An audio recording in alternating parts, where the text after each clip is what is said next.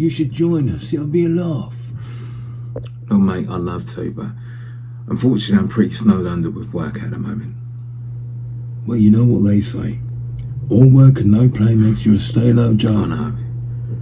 Look, how about we arrange something closer to the end of the week? Maybe meet up for a pint? All right then, mate. Have a good one. Ta-ra. Maybe he has a point. I mean, ever since the missus walked out on me, it's like I've managed to dive deeper into my work commitments.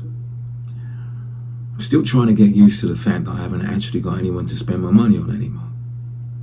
I mean, we were married for 10 years.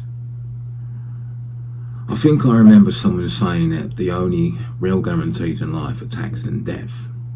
As morbid as it sounds, I suppose there is some truth in it. When I think back, I can see that I didn't cherish her enough.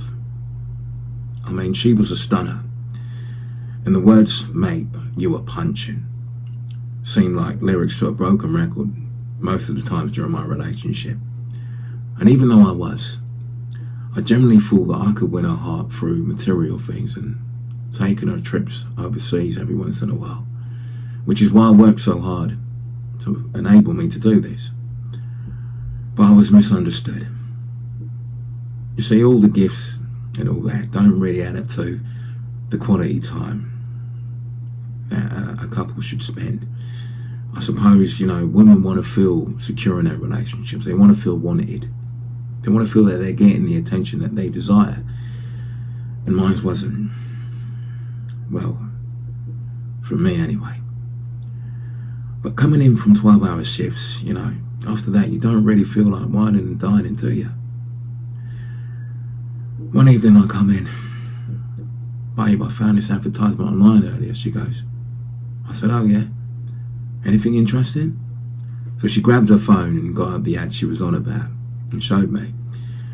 To say the least, I tried to conceal my true feelings about the ad as I read it with, a polite smile, which she misread and dived straight in. So what do you think?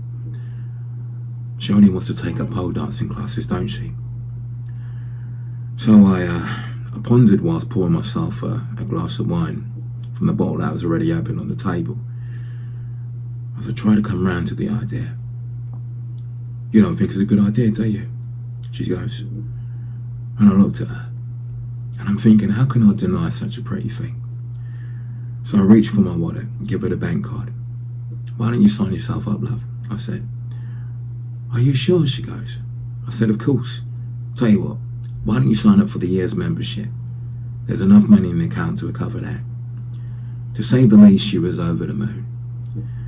And moments like that is what I live for, seeing her happy. And I thought at the end of the day, she's getting out of the house. It can't be nice staring at four walls all day. We all had a taste of that during the lockdown, didn't we? So anyway, months went by, and it appeared that she decided to take her new hobby a step further. But this was in common knowledge to me at the time. One evening I bumped into one of my mates while stopping at the petrol station. Fair play, you must have a lot of trust in your missus, he goes. I said, what do you mean by that? He's giving me the you're kidding me look. So I asked him again, what did you mean by that? You didn't tell me she was a pole dancer, he goes.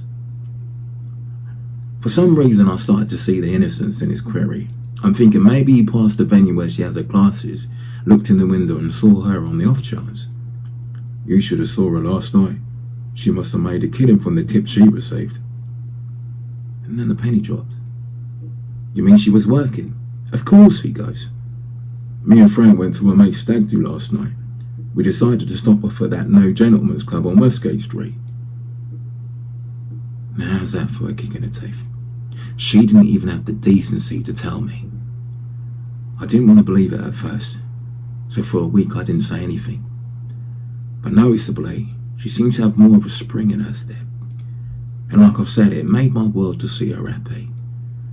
But naturally, the curiosity began to kick in. So I had to see for myself. So one evening I turned up at the venue that my friend mentioned. And no doubt, there she was, the centre of attention.